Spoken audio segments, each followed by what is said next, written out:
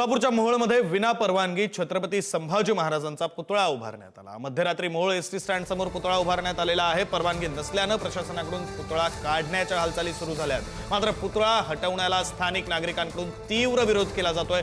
पुतळा हटवल्यास मोहोळ बंद ठेवण्याचा शंभूप्रेमींनी इशारा दिलाय।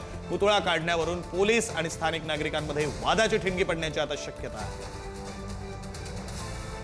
स्वर्गीय छत्रपती संभाजी महाराज यांची प्रतिमा मूर्ती या मोहोळच्या छत्रपती शिवाजी महाराज चौकामध्ये शासकीय जागेवर आणि कोणत्याही वाहतुकीला अडथळा न होणाऱ्या किंवा कुठल्याही वादग्रस्त नसलेल्या जागेवर अतिशय चांगली आणि सुबक मूर्ती, प्रेरणादायी मूर्ती या ठिकाणी बसवलेली आहे।